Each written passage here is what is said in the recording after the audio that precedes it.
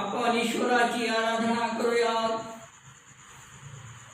परमेश्वराचे उपकार स्मरण करणे, हे परात्परा तुझ्या नावाची स्तोत्रे गाणे चांगले आहे।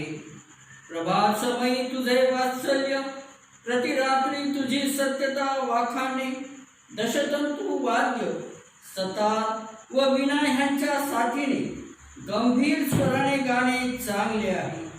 कारण हे परमेश्वरा, तू आपल्या कृतीने मला हर्षित केले आहे।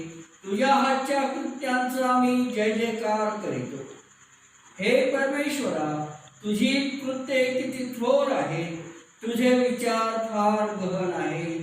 आमीन। प्रार्थना करूया। स्तुतीस पात्र गौसन्माने आमच्या जिवंत गौरवी देव बापा, मान महिमा गौरव देत तुझ्या द्वैत असणारं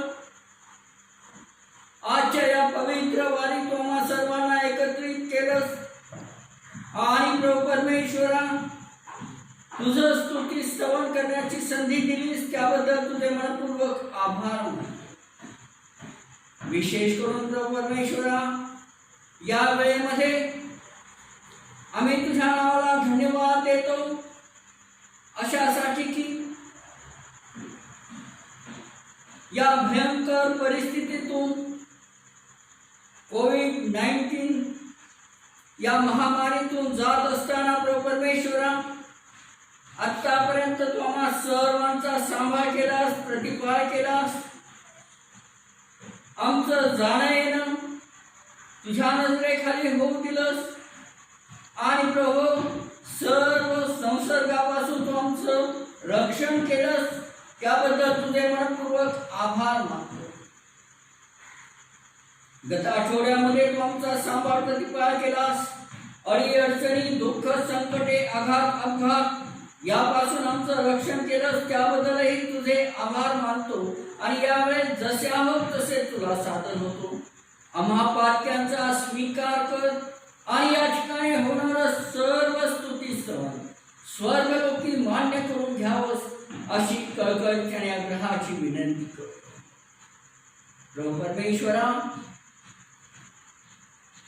आमच्या हातून अनेक पातक झालेले आहेत, काया वाचे मने प्रभू, आम्ही तुला दुखावलेलं आहे, त्याबद्दल तू आम्हाला क्षमा केलेली आहेस, वागवून घेतलेलं आहेस। आणि प्रभू, ही उपासनेची संधी दिली, त्याबद्दल तुझे मनपूर्वक आभार मानतो। आणि यावेळेस विनंती करतो, आज तू तुझा आशीर्वाद घेतल्याशिवाय आम्ही कोणीही येथून बाहेर जाऊ। येशू ख्रिस्तांचा तारणारा याच्या गोड गौरवी सामर्थ्यशाली नावाने मागतो, म्हणून तो आई आमेन। परमेश्वराच्या गौरवासाठी यावेळेस आपण उपासना संगीतातून गीत क्रमांक 248 हे गीत गाऊन परमेश्वराचं गौरव करूया।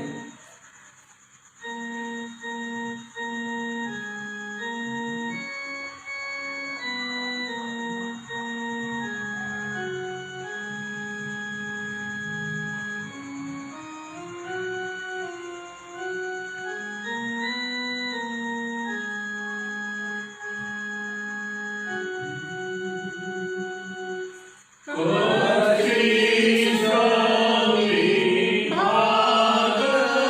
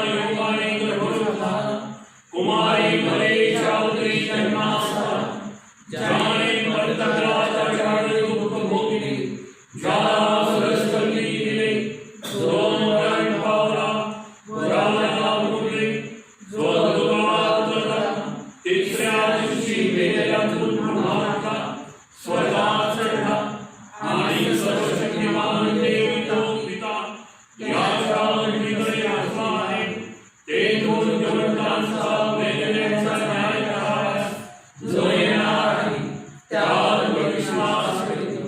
पवित्र आत्मा, पवित्र सार्वत्रिक मंडळी, पवित्र जनांची सहभागिता, पापांची क्षमा, देहाचे पुनरुत्थान आणि सनातन जीवन यावर विश्वास ठेवतो. आमेन. परमेश्वराच्या गौरवासाठी यावेळेस आपण स्तोत्राचं वाचन करूया. स्तोत्र क्रमांक 20. स्तोत्र क्रमांक 20. आशाचा एक चक्रनारायण आपल्यासाठी याचं पुढारपण करते. स्तोत्र 20 याचं आपण वाचन करूया. विजयासाठी प्रार्थना. संकटाच्या दिवशी परमेश्वर तुझे ऐको. याकोबाच्या देवाचे नाव तुला उच्चपदी प्रस्थापित करू. पवित्र स्थानातून तो तुला सहाय्य पाठवो. सियोनतून तो तुला आधार देऊ. तो तुझ्या सर्व अंडारपणाचे स्मरण ठेवो. तुझे होमार्पण त्याला मान्य हो. तुझे मनोरथ तो पूर्ण करो. तुझे सर्व संकल्प सिद्धीस नेवो. तुला मिळालेल्या तारणामुळे आम्ही उत्सव करू. आमच्या देवाच्या नावाचा ध्वज उभारू. तुझ्या सर्व मागण्या परमेश्वर पूर्ण करू. परमेश्वर आपल्या अभिषिक्ताला तारितो हे मला आता कळून आले. तो आपल्या उजव्या हाताच्या उद्धारक प्रतापीचे कृत्य करून आपल्या पवित्र स्वर्गातून त्याचे ऐकले.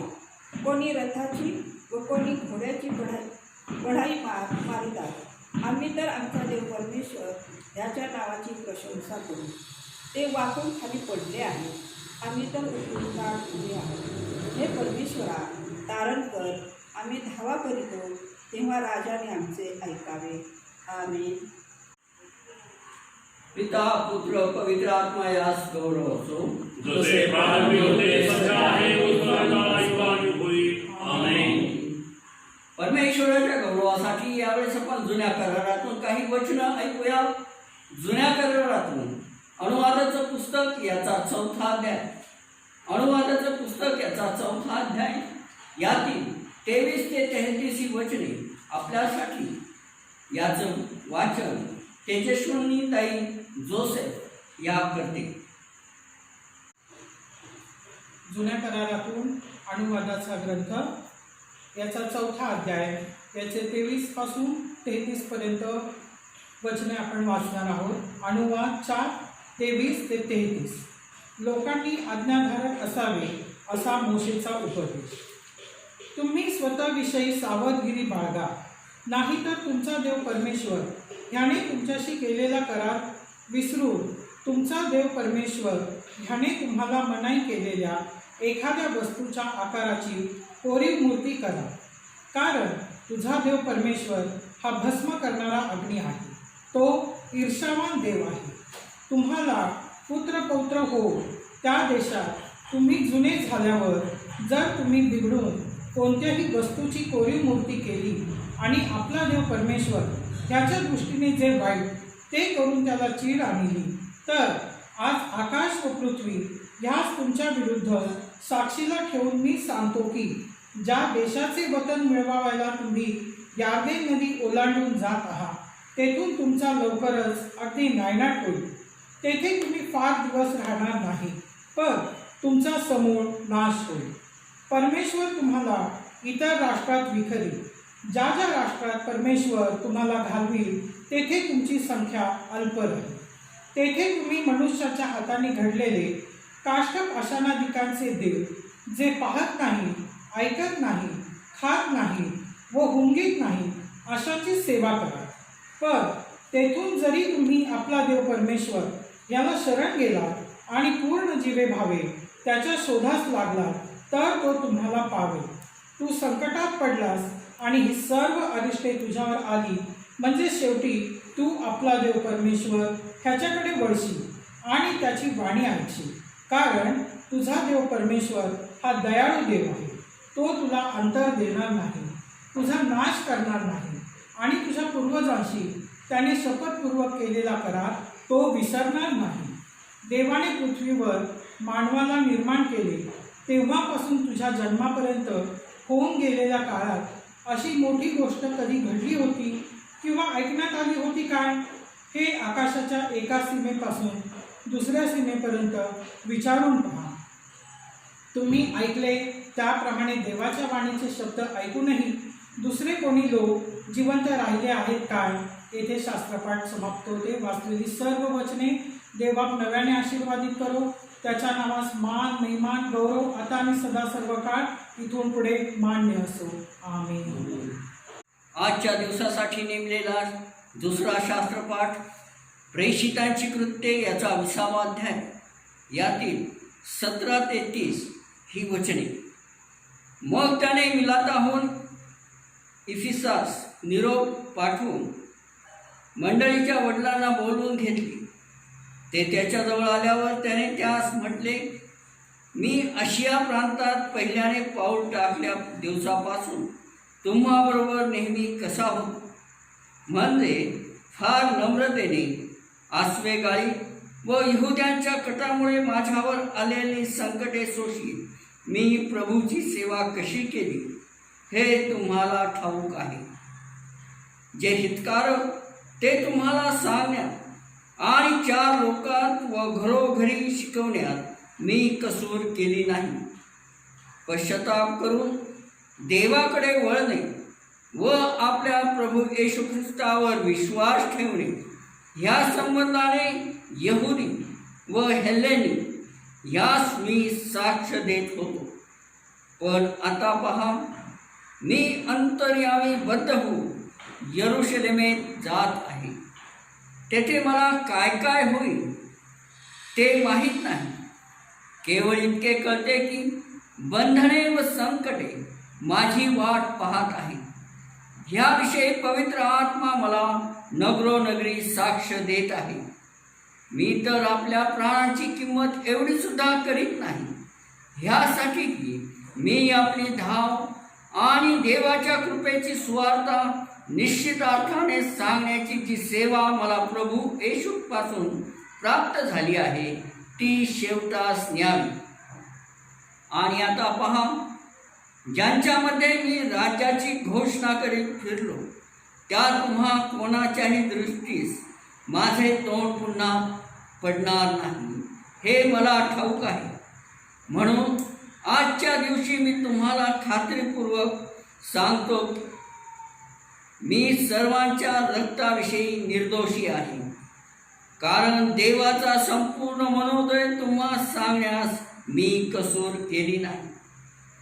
मी स्वतःकडे व ज्या कळपात पवित्र आत्म्याने तुम्हास अध्यक्ष करून ठेवले त्या सर्वांकडे लक्ष द्या. ह्यासाठी की देवाची जी मंडळी त्याने आपल्या रक्ताने स्वतःकरिता मिळवली तिचे पालन तुम्ही करावे. मी गेल्यावर कळपाची दयामाया न करणारे क्रूर लांडगी तुम्हामध्ये शिरतील हे मी जाणून आहे. तुम्हापैकी काही माणसे उठून शिष्यांना आपल्या मागे ओढून घेण्यासाठी विपरीत गोष्टी बोलतील. येथे शास्त्रपाठ पूर्ण होतो. वाचलेल्या सर्व वचनावर देवबाप आशीर्वाद पाठवो. त्याच्या नावाला मान, महिमा, गौरव आता आणि युगानुयुग असो. आमेन. पवित्र शुभवर्तमान वाचन यावेळेस आपण करणार आहोत. संत मत्तयाने लिहिलेले पवित्र शुभवर्तमान याचा 13वा अध्याय, यातील 18 ते 23 ही वचने. आपणासाठी याचं पुढारपण मंडळीचे प्रमुख आचार्य रेव्हरेंड सुनील गायकवाड पालक साहेब करतील.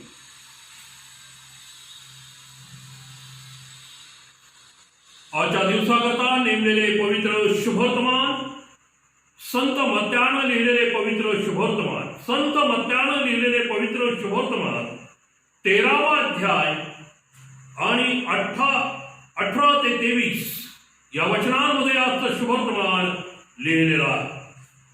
पेरणाऱ्याच्या दृष्टांताचे स्पष्टीकरण. आता तुम्ही पेरणाऱ्याचा दाखला ऐकून घ्या. कोणी राजाचे वचन ऐकतो पण ते त्याला समजत नाही, तेव्हा तो दुष्ट येऊन त्याच्या अंतःकरणात पेरलेले ते हिरावून घेतो. वाटेवर पेरलेला तो हा आहे, खडकाळीवर पेरलेला तो हा आहे की तो वचन ऐकतो व ते तत्काळ आनंदाने ग्रहण करतो, परंतु त्यास मूळ नसल्या कारणाने तो थोडाच वेळ टिकतो आणि वचनांमुळे संकट आले किंवा छळ झाला म्हणजे तो लगेच अडखळतो. काटेरी झाडामध्ये पेरलेला तो हा आहे की तो वचन ऐकतो, परंतु संसाराची चिंता व द्रव्यांचा मोह वचनांची वाढ खुंटवतात आणि तो निष्फळ होतो. चांगल्या जमिनीत पेरलेला तो हा आहे की तो वचन ऐकून समजतो, तो फळ देतोच देतो. कोणी 100 पट, कोणी 60 पट, तर कोणी 30 पट असे तो देतो. येथे पवित्र शुभवर्तमान वाचन समाप्त होते. वाचलेल्या या सर्व वचनांवर दैवाप आशीर्वाद पाठवू. त्याच्या नावाला मान, महिमा आणि गौरव आता आणि इथून पुढे युगानुयुग असो. आमेन. या वेळेमध्ये आपण मध्यस्थीच्या प्रार्थनेत जाणार आहोत आणि आपल्यासाठी ही मध्यस्थी मंडळीतील सभासद बंधू रविकांत साळवे हे करतील. आपण प्रार्थना करूया. हे आमच्या जीवन बाबा परमेश्वरा, तुझे उपकार मानतो बाबा परमेश्वरा. जन्मल्या दिवसापासून बाबा परमेश्वरा तू आत्तापर्यंत आम्हास तुझ्या पवित्र हातामध्ये सांभाळलं बाबा परमेश्वरा. प्रत्येक वाईट गोष्टीपासून तू आमचा सांभाळ केलास आणि बाबा परमेश्वरा हा दिवस तू आमच्या जीवनात जोडलास म्हणून तुझे उपकार मानतो. तू बाबा परमेश्वरा स्वतंत्र बाबा परमेश्वर मज पाकावर दया कर, केलेल्या पापांची क्षमा कर आणि प्रार्थना तुला मान्य बाबा दया करा. आजचा हा प्रभुवार तू आम्हासाठी दाखवलास त्याबद्दल तुझे उपकार मानतो बाबा परमेश्वर. हा प्रभुवार आम्ही तुझ्या नावामध्ये घालवतो बाबा परमेश्वर. आम्हा प्रत्येकावर तुझा आशीर्वाद पाठव. विशेषतः बाबा परमेश्वर आमची मंडळी बाबा परमेश्वर, आमच्या मंडळीच्या प्रत्येक सभासद तुझा आशीर्वाद पाठव. आमच्या मंडळीचे पाळेसाहेब रेव्हरंड सुधीर गायकवाड यांच्यावर भरपूर आशीर्वाद पडा बाबा परमेश्वर. बाबा परमेश्वर त्यांच्याकडून येणारा प्रत्येक वचनांचा जो मान्य आहे बाबा परमेश्वर आमच्या जीवनाला बाबा परमेश्वर वळण देणारा असं होऊ दे. आमचे दुसरे पाळेसाहेब पात्रे पाळेसाहेब यांच्यासाठी सुद्धा मागतो बाबा परमेश्वर. त्यांना तू आशीर्वादित कर. आमचे CNIचे बाबा परमेश्वर मॉडिटर आणि जे बिशप आहेत बाबा त्यांच्या अधिपतीखाली जे बिशप आहेत अशा सर्वांवर तुझा आशीर्वाद पडा बाबा परमेश्वर. हा सर्व CNIचा कारभार सांभाळत असताना त्यांना लागणारा शक्ती, सामर्थ्य, बुद्धी, चातुर्य, आरोग्य सर्व काय तू पुरव बाबा परमेश्वर. आणि बाबा परमेश्वर आमच्या देशाचे पंतप्रधान राष्ट्रपती यांच्यासाठी सुद्धा मागतो बाबा परमेश्वर. त्यांना पण बाबा परमेश्वर हा देशाचा कारभार सांभाळत असताना तुझ्या पवित्र हातामध्ये घे. त्यांना लागणारं सर्व काय पवित्र असं तुझ्या पवित्र भांडवल बाबा परमेश्वर. तसेच आमच्या राज्याचे मुख्यमंत्री आणि बाबा परमेश्वर जे काय मंत्रिमंडळ आहे अशा प्रत्येकाला तुझा आशीर्वाद पाठव. आणि बाबा परमेश्वर या राज्यामध्ये जे COVID-19 बाबा परमेश्वर जे काय संकट गोंगावत आहे बाबा परमेश्वर ते निवारण्यासाठी बाबा परमेश्वर ते जे झटत आहेत, कार्य करत आहेत त्यांच्या कार्यात तू येईल ते बाबा परमेश्वर. जे नर्सेस आहेत, डॉक्टर आहेत, पोलीस आहे बाबा परमेश्वर अशा प्रत्येकावर तुझा आशीर्वाद पाठव. विशेषतः बाबा परमेश्वर आमच्या बहिणी नर्सेस आणि डॉक्टर बाबा परमेश्वर या कार्यामध्ये स्वतःचा जीव धोक्यात घालून काम करते बाबा परमेश्वर. त्यांचा विशेष प्रकारचा सांभाळ कर बाबा परमेश्वर. त्यांना लागणारं पवित्र असं सर्व काय तुझ्या पवित्र भांडातून पुरव बाबा परमेश्वर. सर्वांना बाबा परमेश्वर त्यांचं कुटुंब तू सांभाळ बाबा परमेश्वर. आम्हा प्रत्येकावर तुझा आशीर्वाद पाठव. आणि बाबा परमेश्वर होऊ दे तुझा आज गौरव बाबा परमेश्वर. बाबा परमेश्वर आज पाळेसाहेब ज्या वचनातून बोलणार आहे बाबा परमेश्वर ते वचन आम्हा प्रत्येकासाठी आमच्या जीवनामध्ये बाबा परमेश्वर नवीन काहीतरी घडून दे. आणि बाबा त्याद्वारे आम्ही तुलाच गौरव, तुलाच उंच असं तू होऊ दे. आणि बाबा परमेश्वर ते तुझे सेवक इतर सेवा करते बाबा परमेश्वर. अशा प्रत्येक सेवकासाठी बघतो बाबा परमेश्वर, प्रत्येकाला आरोग्य पुरव, प्रत्येकाला संरक्षण पुरव बाबा परमेश्वर. यासाठी बाबा परमेश्वर तू जीवन देवेस असं प्रत्येक जगाला त्यांनी जे ओढून चालले बाबा परमेश्वर ते कार्य बाबा परमेश्वर तू आशीर्वादित कर बाबा परमेश्वर. ही प्रार्थना तू ऐकलेस असा माझा पूर्ण विश्वास आहे. आम्हा प्रत्येकाला तुझ्या पवित्र हातामध्ये घे, येशूच्या नावामध्ये मागतो म्हणून तू आहे. आमेन. संदेशाकडे वळण्यापूर्वी आपण आपल्या माना झुकवूया, डोळे बंद करूया आणि गीताद्वारे परमेश्वराजवळ पवित्र आत्म्याचं मार्गदर्शन मागत असताना गीत गाऊया. प्यारे मसीहा आशीष देना, आत्मा से तू भर दे. प्यारे मसीहा आशीष दे हमें, आत्मा से तू भर दे हमें. प्यारे मसीहा आशीष दे हमें, आत्मा से तू भर दे हमें. प्यारे मसीहा आशीष दे हमें, आत्मा से तू भर दे हमें. Hallelujah, hallelujah, hallelujah, hallelujah, hallelujah, hallelujah, hallelujah, hallelujah.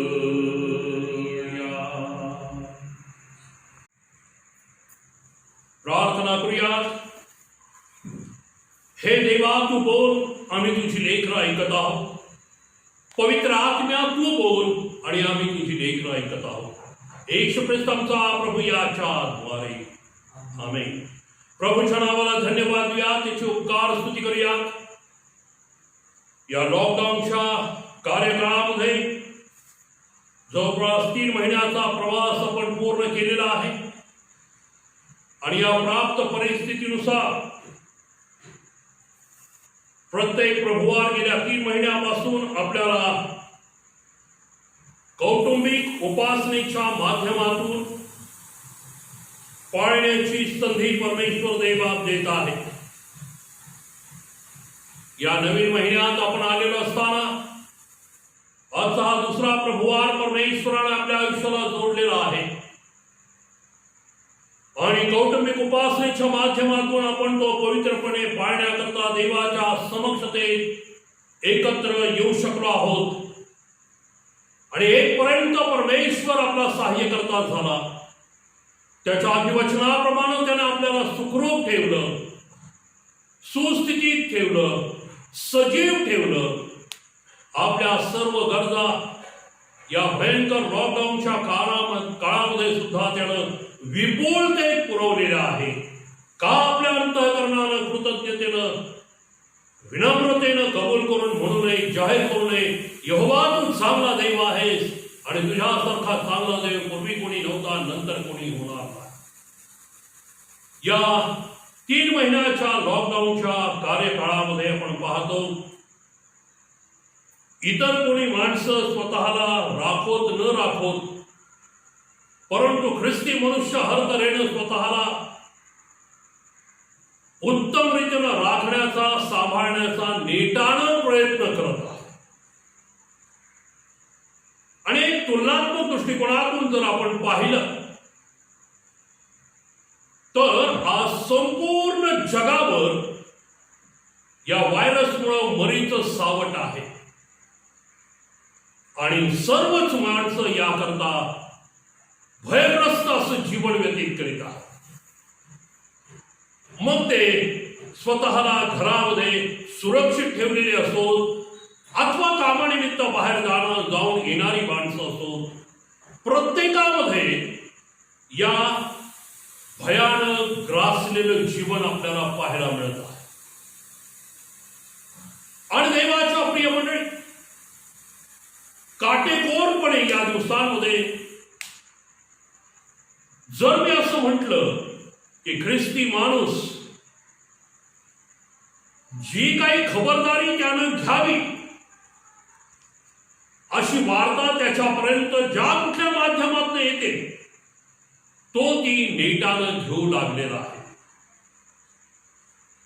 परंतु स्वतःला सार्वकालिक मृत्यूपासून राखण्याकरता जी खबरदारी आपण घ्यावी असं आपल्या जिवंत देवानं उत्पत्तीपासून थेट प्रगटीकरणापर्यंत सांगितलेलं आहे, ती खबरदारी घेण्याकडे कितपत आपला कल झुकलेला आहे, किमान या 3 महिन्यापासून आपण ती खबरदारी घेत आहोत का, याचा पडताळा जर आपण करायचा म्हटलं तर प्रियानो आपल्याला उत्तर काय मिळतं हे शोधायचा नेटानं प्रयत्न करा. आज आपल्या पुढं मननासाठी जे वचन मला ठेवायचं आहे ते प्रेषितांची कृत्ये याचा 20वा अध्याय आणि 22 आणि 23, जेथे संत श्रेष्ठ पाऊल इफिस येथील वडील वर्गाशी संवाद साधत असताना त्यानं वियोगासमयी केलेलं हे भाषण आहे. आणि हे वियोगाचं भाषण करताना तो त्यांना म्हणतो 22 आणि 23 वचनामध्ये, पण आता मी अंतर्यामी बद्ध होऊन यरूशलेमेस जात आहे.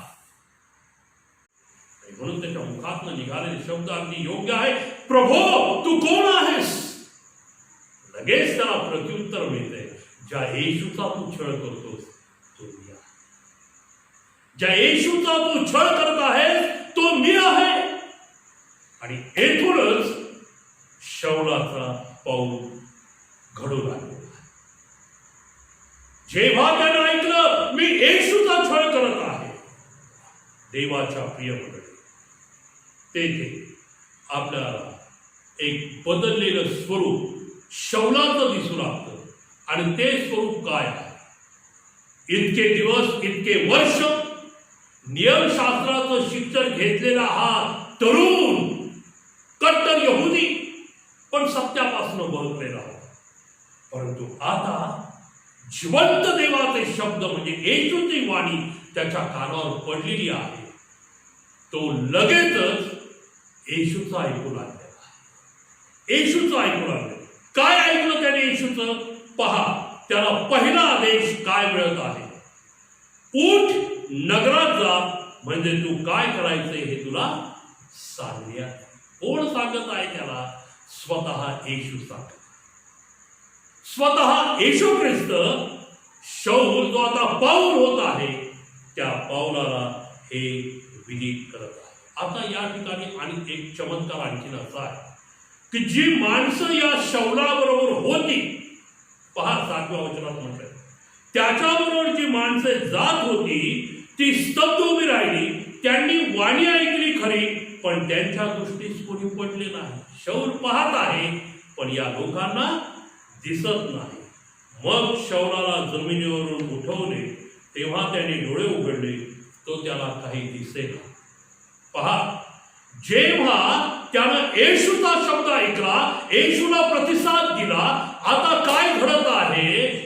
देवाच्या प्रिय मंडळी, या शौलाची जी त्याला आधी दृष्टी होती ती दृष्टी गेली आहे. पहिली गोष्ट त्याच्या जीवनात घडत आहे. दुसरी गोष्ट जी या ठिकाणी दिसून येते ती काय आहे? त्याला आता दुसऱ्यांनी धरून दिमिश्कामध्ये नेलेला, दुसऱ्यांनी धरून दिमिश्कात नेलं. आणि तिसरी गोष्ट महत्वाची आपल्याला जे दिसते ती काय आहे?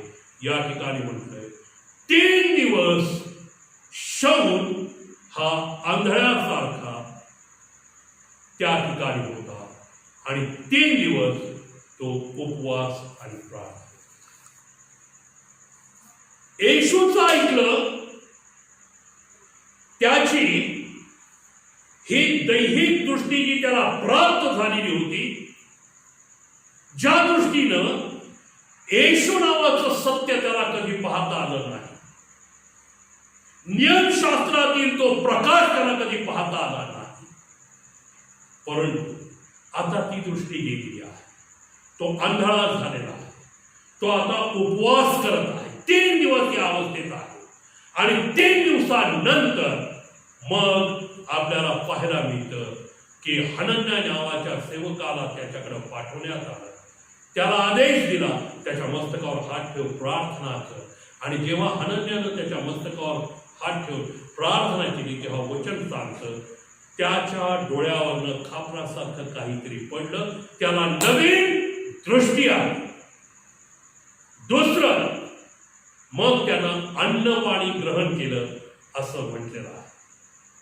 त्याला नवीन शक्ती आलेली आहे. तिसरी गोष्ट या ठिकाणी आता त्याला काय करायचं आहे हे सांगण्यात आलेलं आहे. आणि ते काय आहे तर ते सांगण्यात आलेलं आहे की ते माझं निवडलेलं पात्र. पाऊल आता देवाचं निवडलेलं पात्र झालं आणि देवाचं निवडलेलं पात्र झाल्यानंतर देवाच्या प्रिय मंडळी त्याने आता मागं पाहिलेलं नाही, तर त्या नव्या दृष्टांताप्रमाणे आता तो स्वार्थीच्या कार्य आत्मे जिंकण्याकरता बाहेर पडलेला. आत्मे जिंकण्या ख्रिस्त म्हटलेला प्रकाश याने तो प्रकाशित झाला. ख्रिस्त म्हटलेलं सामर्थ्य याने तो सामर्थ्य दृष्टीनं आता त्याला सत्य दिसू लागलेला, सत्य कळू लागलेला.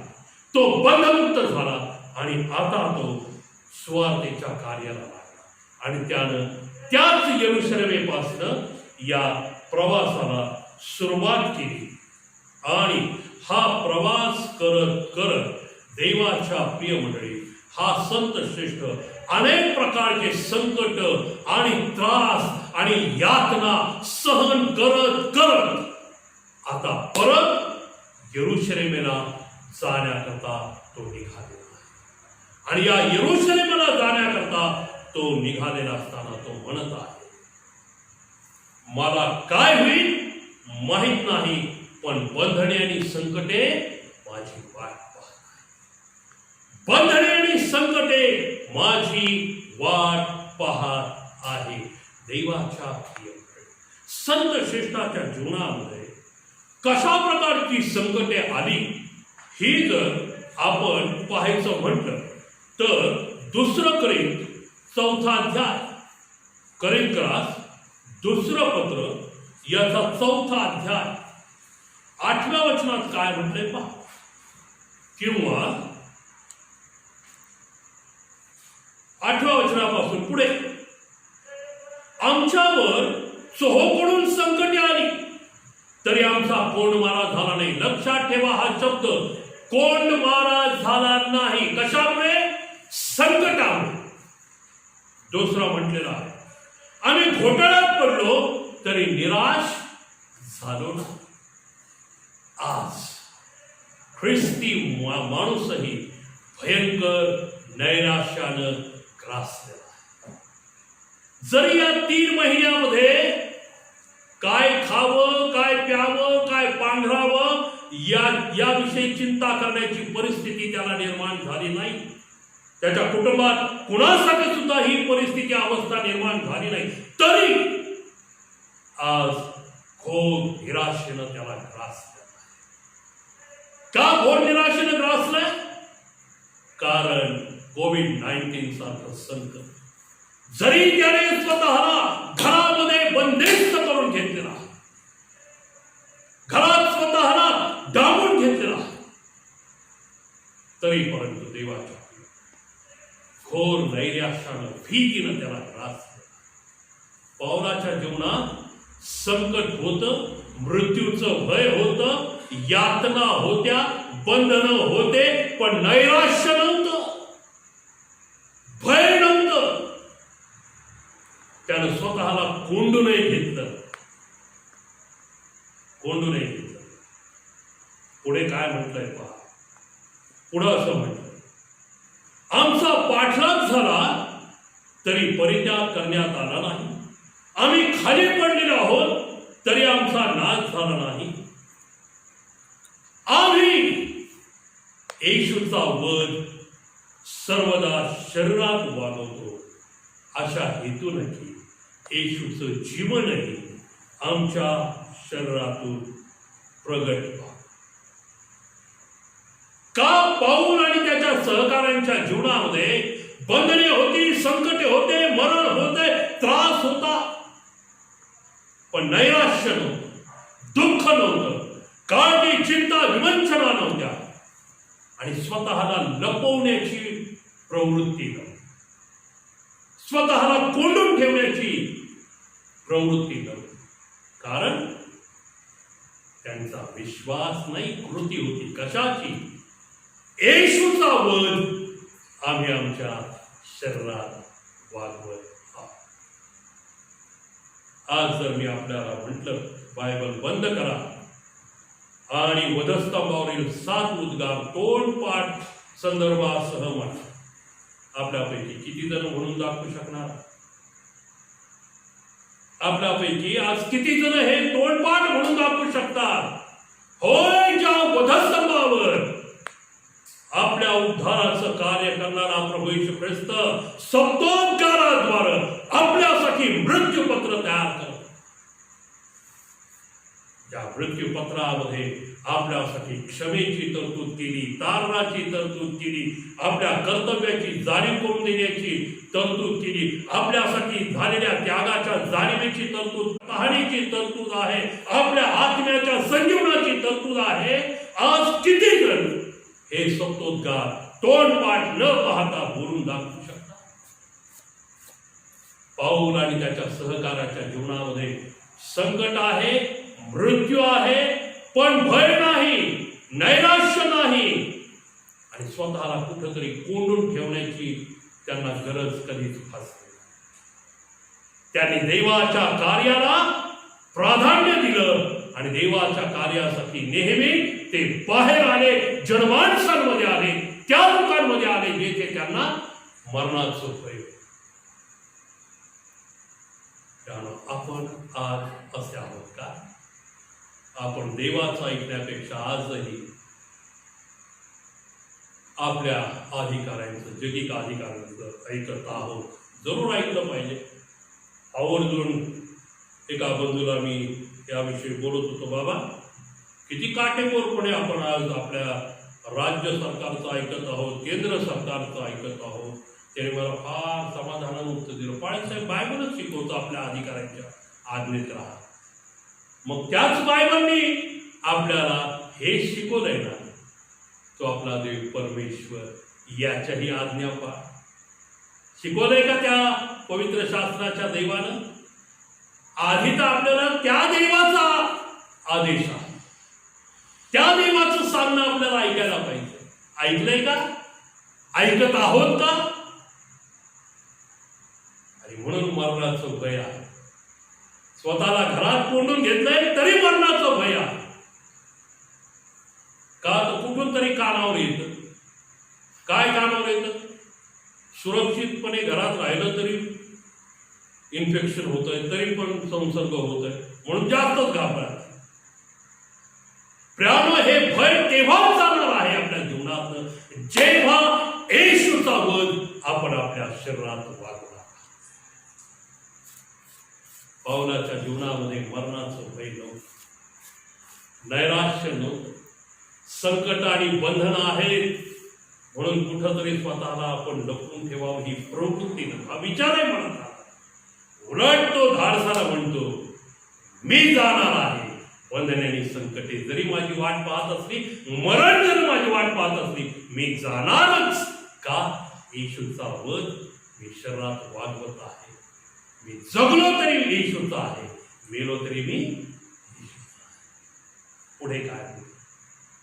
कारण जे आम्ही जिवंत राहतो ते आम्ही येशू ख्रिस्ता प्रित्यर्थ सदाच मरणाच्या हाती सोपवलेले आहोत, यासाठी की येशूचे जीवन आमच्या देहात प्रगट.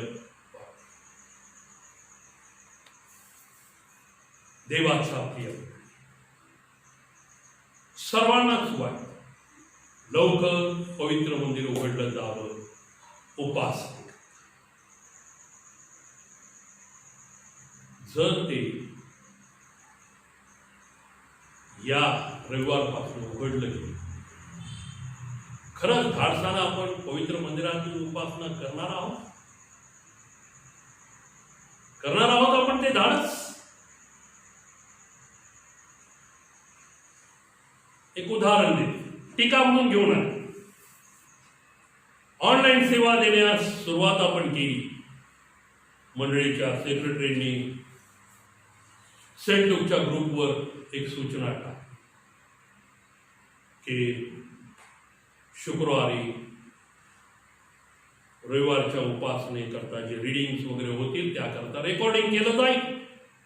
ज्यांची इच्छा आहे सहभाग घेण्याची त्यांनी कृपया कळवा. एक 3-4 जण जर सोडले तर कोणीच प्रतिसाद दिला. फुलेनगरच्या बाहेर तो सोडा, फुलेनगरच्याही लोकांनी दिला. ही परिस्थिती काय हे होतं, काय स्तोत्र 20 पहिल्याच वचनात परमेश्वराचं वचन होतं, संकटाच्या दिवशी तुझा देव परमेश्वर तुझे ऐको आणि तो तुझे मनोरथ पूर्ण कर. अभिवचन आहे, अभिवचन पुरतच स्वीकार, फक्त वाचण्या, काहींनी ऐकण्यापुरतं स्वीकार. त्यावर विश्वास ठेवलाय का? विश्वास ठेवलाय का आपण त्यावर? आहे तो विश्वास संत पावलासारखा? तो विश्वास तेव्हा की जेव्हा आपल्या वैयक्तिक जीवनामध्ये, माझ्यासहित प्रत्येकाच्या वैयक्तिक जीवनामध्ये संत पावलासारखा परिवर्तनाची प्रक्रिया पूर्ण होते. हे तेव्हाच घडेल जेव्हा पावलासारखी परिवर्तनाची प्रक्रिया म्हणजे टोटल अबाउट हे जेव्हा घडतं तेव्हाच आपण सर्व स्थितीत सामना करण्यास सिद्ध होऊ शकतो. देवाचं आपल्याला अभिवचन. अनुवादाचा ग्रंथ 4था अध्याय. अनुवादाचा ग्रंथ याचा 4था अध्याय आणि याच्या 30व्या वचनामध्ये देवाचं अभिवचन काय पहा. तू संकटात पडलास आणि ही सर्व अरिष्टे तुझ्यावर आली म्हणजे शेवटी तू आपला देव परमेश्वर ह्याच्याकडे वळशील आणि त्याची वाणी ऐकशील. कारण तुझा देव परमेश्वर हा दयाळू देव आहे, तो तुला अंतर देणार नाही, तुझा नाश करणार नाही, त्याने तुझ्या पूर्वजांबरोबर करार केला. संकट आलं तू देवाकडे वळ, त्याची वाणी ऐक, तुझा नाश तो होऊ देणार. योबाद्वारे 5व्या अध्यायामध्ये त्यानं आणखीन एक फार छान अभिवचन दिलं. काय अभिवचन आहे पहा. योबाचं पुस्तक 5वा अध्याय 19व्या वचनापासून पुढे. तो तुला 6 संकटातून सोडवी. तुझा देव परमेश्वर तुला 6 संकटातून सोडवी सातांनी तुला काही अपाय होणार नाही. दुष्काळात मृत्यूपासून, युद्धात तलवारीच्या धारेपासून तो तुझा बचाव करेल. जिव्हा प्रहार होऊ लागला म्हणजे तू लपवला जाशील. विनाश प्राप्त झाला असता तू त्यात डगमगणार नाही. विनाश व दुष्काळ ह्यात तू हसशील. पशूंचे भय तुला वाटणार. 7 संकटांपासून तुझा देव परमेश्वर तुझा बचाव. देवाचं अभिवचन आहे आणि आपला देव अभिवचन पूर्ण करणारा देव. अभिवचनाप्रमाणे कृती करणारा देव तुमचा आणि माझा आहे. देवाच्या प्रिय संत पावलाच्या जीवनामध्ये इतके भयंकर संकट आले. भर समुद्रात त्याचं गलबत फुटलं. आता तुम्ही उत्तर शोधा न पाहता तो किती दिवस त्या समुद्रामध्ये होता, कसा बचाव झाला. साप चावला, त्याचा बचाव. भयंकर संकट आले, डगमगला नाही, निराश झाला नाही. स्वार्थ सांगण्याचं त्याने थांबवलं नाही. लोकांच्या भेटी घेणं त्याने थांबवलं नाही. संपर्क त्याने तोडला नाही. आज मोबाईल सारखं माध्यम असताना आज आपण मंडळीतल्या किती लोकांच्या सहवासात आहोत, किती लोकांच्या संपर्कात आहोत. पहा किती नातलगांच्या संपर्कात आहोत. कोणा एकानं सांगितलं नाही मोबाईल मधनं पण संसर्ग आहे. या गोष्टी घडतात. आज या भयानं आपल्याला त्रास. आपण स्वतःला राज्याच्या आदेशाप्रमाणे घरामध्ये कोंडून घेतो. इतरांनाही आपण सल्ला देतो, बाहेर पडू नका, बाहेर जाऊ नका, अशी काळजी घ्या, त्याची काळजी. धन्य होता का नाही पाऊल, ज्याला माहिती आहे मला मरण आहे तरी तो म्हणतो मी जाणार. हे खऱ्या परिवर्तित विश्वासू ख्रिस्तमय जीवन जगणाऱ्या ख्रिस्ती माणसाचं चित्र आहे. हे ख्रिस्तीपण, हा ख्रिस्ती विश्वास आहे, हे ख्रिस्ती जीवन आहे. जगत आहोत देवाची. कुठलीही गोष्ट या जगातली आपल्याला देवाच्या प्रीतीपासून. रोमकरासपत्र 8 अध्याय, रोमकरासपत्र याचा 8 अध्याय 35 वचनात काय म्हणलंय पहा. ख्रिस्ताच्या प्रीतीपासून आपल्याला कोण विमुक्त करेल? क्लेश, आपत्ती, छळवणूक, उपासमार, नग्नता, संकट किंवा तलवार ही विभक्त करतील का? निश्चित कोणीच ख्रिस्ताच्या प्रीतीपासून म्हणजेच ख्रिस्ताच्या प्रीतीपासून म्हणजे काय? देव प्रीती आहे. म्हणजे देवापासून, ख्रिस्तापासून, त्रैक्यापासून आपल्याला कुणीच विभक्त करू शकत नाही. आपली ताटातून होऊ शकत नाही. केव्हा? संत पावलासारखं आपण ख्रिस्तामध्ये आणि ख्रिस्त आपल्यामध्ये. हे जेव्हा पूर्ण होत तेव्हा या भयंकर व्हायरसमध्ये आपण स्वतःला कोंडून घेऊन आपल्यापुरता विचार करणार नाही. विश्वासानं, धैर्यानं बाहेर पडून आपण लोकांना सांगणार आहोत, येशू तुम्हाला वाचवू शकतो, येशू तुम्हाला सुरक्षित ठेवू शकतो. येशूनं तुमच्या आरोग्यासाठी 2000 वर्षापूर्वीच किंमत मोजलेली आहे. येशूनं तुमच्या आरोग्यासाठी 2000 वर्षापूर्वीच व्यवस्था करून टाकलेली आहे. त्यानो ही सांगण्याची वेळ आलेली आहे, परंतु आपण स्वतःला कोंडून घेत आहोत. काय वाटतं आपल्याला? आपला देव आपल्याकडे पाहून हसत असेल, संतश्रेष्ठ पावलाप्रमाणे तो आपल्या बरोबर चालेल. काय वाटतं? देवानं आपल्या लोकांना दूध आणि मध वाहणाऱ्या देशात स्थापित केला आणि तो स्वर्गात निघून गेला. दिवसा मेघस्तंभ आणि रात्री अग्निस्तंभ हे देवाचं मनुष्यामध्ये दुसऱ्यात नाही. म्हणजे पहिलं आदाम आणि हवे बरोबरची सहभागिता, रोजची भागीदारी. आज्ञाभंगाचं पाप घडलं, खंडित झाली. देव आपल्याला कुठे दिसतो? नोहा. लक्षात घ्या, देव आज आपल्या बरोबर आहे, आपल्यामध्ये. तो स्वर्गात नाही, तो यरुशलेमात नाही, तो इस्रायलात नाही, तो आपल्या.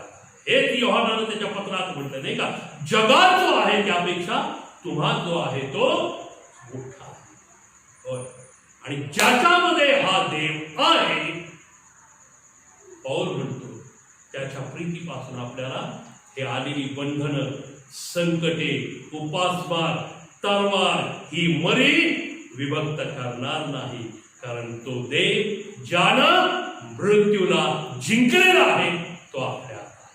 आणि पौलाची ती साक्ष, मी जगतो असं नाही, तो देव माझ्या ठाई जगत आहे. आणि म्हणून तो इतक्या कठीण परिस्थितीत हे भयावह सत्य त्याला माहीत असताना, अरे मृत्यू मला तिथे गाठू शकतो, तरी तो म्हणतो मी जाणार.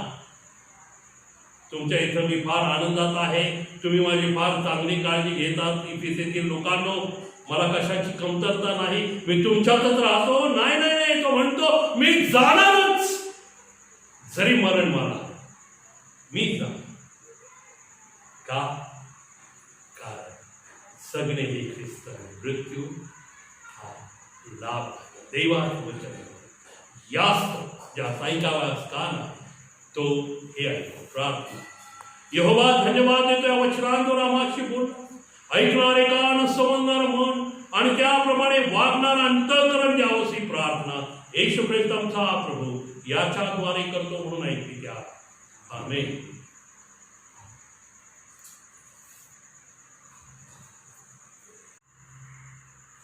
या वेळेमध्ये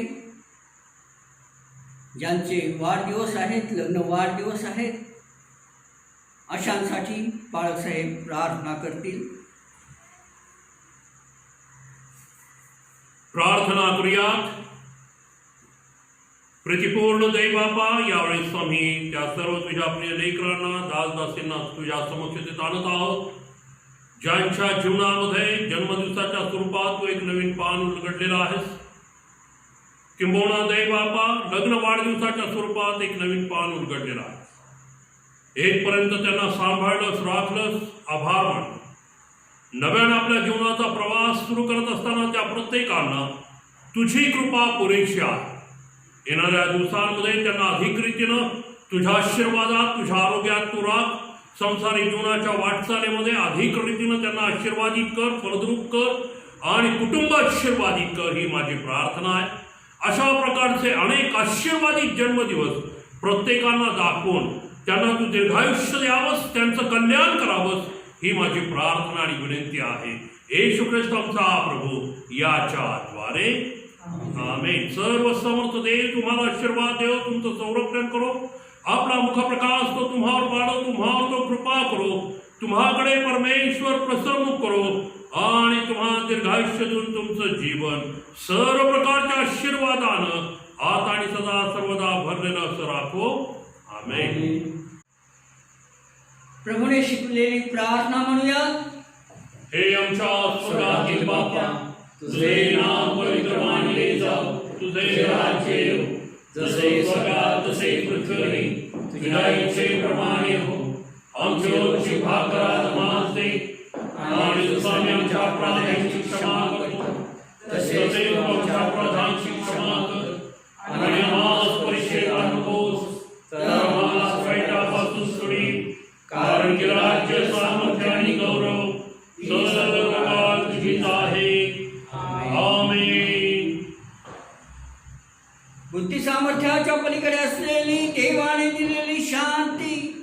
तुमची मने व तुमचे अंतःकरणे आपला देव परमेश्वर व आमचा तारणारा प्रभू येशू ख्रिस्त याच्यात प्रेमात आणि ज्ञानात राखो. आणि आता देव बाप्याची प्रीती, देव पुत्राची कृपा आणि देव पवित्र आत्मा याची सहभागिता, सहजीवन आणि आशीर्वाद आम्हा सर्वांबरोबर, देवाच्या सर्व प्रिय लेकरांबरोबर आतापासून इथून पुढे युगानुयुग राहो. आमेन. आमेन.